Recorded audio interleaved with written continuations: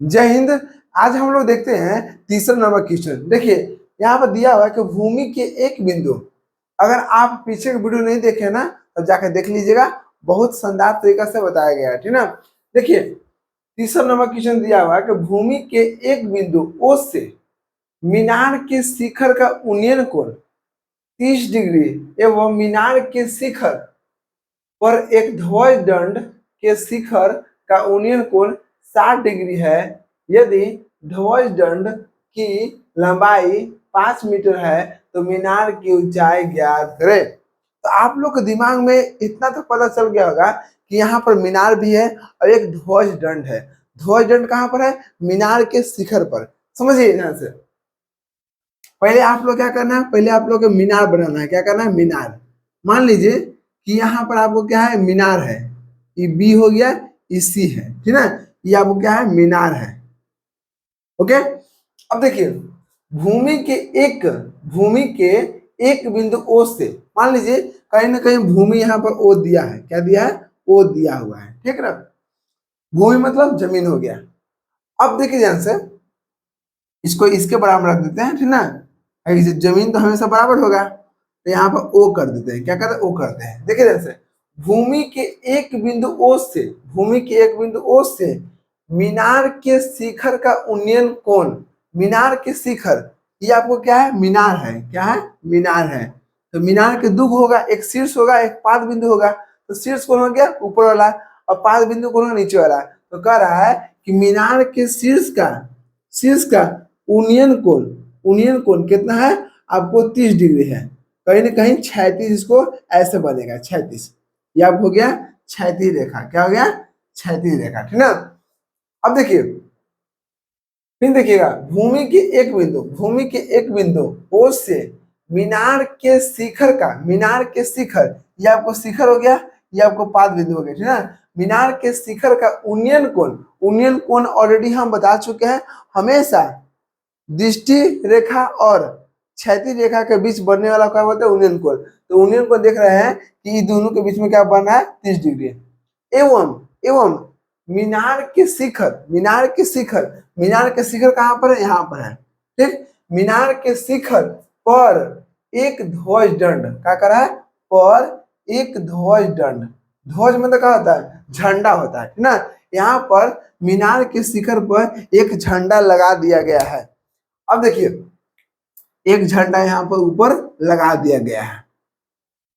ध्वज दंड के शिखर, देखिए ऐसे, पर एक ध्वज दंड के शिखर का उन्नयन कोण 60 डिग्री है। अब इसका जो शिखर है, इसका शिखर, इस शिखर का उन्नयन कोण कितना है? 60 डिग्री है।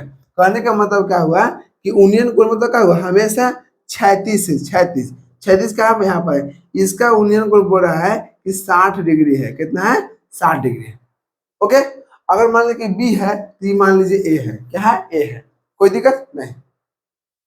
अब देखिए, यदि ध्वज दंड की लंबाई 5 मीटर है, कहने का मतलब क्या है कि जो झंडा है ना, झंडा, वो इसका लंबाई कितना है? 5 मीटर। और झंडा कहाँ से कहाँ तक है? यहाँ से लेके यहाँ तक, है ना। अब देखिए, तो मीनार की ऊंचाई ज्ञात करें। मीनार की ऊंचाई कहाँ पर है? ए वाला हाइट है, ए वाला। हमको ऊंचाई इसी का ज्ञात करना है। अब समझिएगा, अगर मीनार के ऊपर क्या है? झंडा है, ठीक है, और उसका लंबाई कितना है? 5 मीटर है। और टोटल यहाँ से लेके यहाँ तक हमको लंबाई कितना हो गया? यहाँ से लेके यहाँ तक, तो ये यहाँ से लेके यहाँ एच है, और यहाँ से यहाँ कितना? 5 है। तो एच प्लस क्या हो गया? 5 हो गया। क्या हो गया? एच प्लस 5 हो गया मीटर। कोई दिक्कत नहीं। अब समझिएगा, हमसे पूछ रहा है कि मीनार की ऊंचाई ज्ञात करें। मीनार की ऊंचाई का मतलब एच का वैल्यू हमको निकालना है।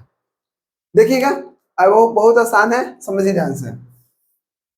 शुरू करते हैं। हमेशा पहले छोटा वाला निकालिए। क्या करना है? छोटा वाला। आप देख रहे हैं कि जो 60 डिग्री यहाँ से लेके यहाँ तक है। क्या है? यहाँ तक। तो हमको इसमें देख रहे हैं सबसे छोटा कौन है? 30 डिग्री का है ना। 30 डिग्री है। तो यहाँ पर कोण बन रहा है, तो कोण के सामने वाला क्या बोलते हैं? कोण के सामने वाला को बोलते हैं लंब बोलते हैं, और बाकी जो बच गया उसको आधार हो गया, ठीक ना।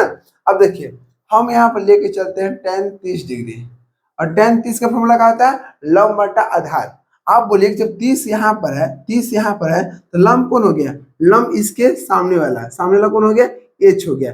देखिए यहाँ लंब का, देखिए ये कहाँ से कहाँ बना, ई जो रेखा, ई रेखा गया तो गया यहाँ पर एक रेखा और एक रेखा ए। कहने का मतलब क्या हुआ कि यहाँ से लेके यहाँ तक क्या हो गया, लंब हो गया, क्या हो गया, लंब हो गया, ठीक है ना। ये आपको हो गया लंब हो गया, लंब कितना दिया, एच दिया है, तो लंब हो गया एच। लंब बटा आधार, अब क्या बोले कि एक नीचे वाला, देखिए नीचे वाला ये आपको हो गया क्षैतिज रेखा, इसको हमको नहीं पता है तो इसको अपने मन से x मान लीजिए, क्या मान लीजिए, x। यहाँ से लेके यहाँ तक दूरी कितना है, x मीटर है, क्या है, x मीटर है, ठीक है। अब देखिए लंब तो हो गया h और यहाँ पर आधार कितना है, x है, x हो गया। अब tan 30 का मान कितना होता है, 1/√3 बराबर h बटा x हो गया। x गुने 1 तो x हो गया, h गुने √3 तो h√3 हो गया, ठीक। अब देखिए हमको यहाँ x का वैल्यू आ गया, अब क्या करना है, अब 30 तो हो गया, अब 60 डिग्री, अब छोटका का हो गया, बड़का लीजिए, तो बड़का हो गया tan 60 डिग्री, tan 60। अब देखिए 60 कहाँ से कहाँ हो रहा है, आप 60 देख रहे हैं कि 60 के लिए एक कोना यहाँ पर, एक कोना यहाँ पर, मतलब इस जो लाइन है, ये लाइन कहाँ गया, ये लाइन आपको यहाँ से लेके यहाँ तक गया, यहाँ तक, ठीक। अभी देखिए ई कहाँ गया, यहाँ से लेके यहाँ तक। कहने का मतलब क्या हुआ कि यहाँ से यहाँ अगर कोण बन रहा है, ध्यान दीजिएगा, यहाँ से यहाँ कोण बन रहा है, तो ये कोण के सामने वाला क्या बोलते हैं, लंब बोलते हैं, क्या बोलते हैं, लंब बोलते हैं। तो लंब कहाँ से कहाँ हो जाएगा, ये जो लाइन टच किया गया है, यहाँ से लेके यहाँ तक जो बनेगा उसको क्या बोलेंगे, लंब। यह 60 के लिए क्या हुआ, लंब यहाँ से लेके यहाँ तक, तो यहाँ से यहाँ तक दूरी कितना हो गया, h+5, कितना, h+5 बटा में, ये आपको इसका हो गया लंब हो गया। और आधार क्या हो गया, आधार तो आराम से है, जो क्षैतिज रेखा है, क्षैतिज मतलब जिस पर ये रखा गया है, ठीक ना, तो यहाँ पर रखा क्या गया, x पर, कितना, x पर, ये आपको हो गया x हो गया, कुछ नहीं करना, हो गया। चलिए अब tan 60 का वैल्यू कितना होता है, tan 60 का वैल्यू होता है √3, क्या होता है, √3।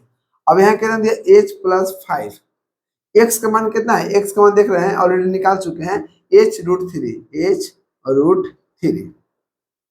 अब देखिए, अब इसके बटा में कुछ ना होगा तो एक तो होगा ना।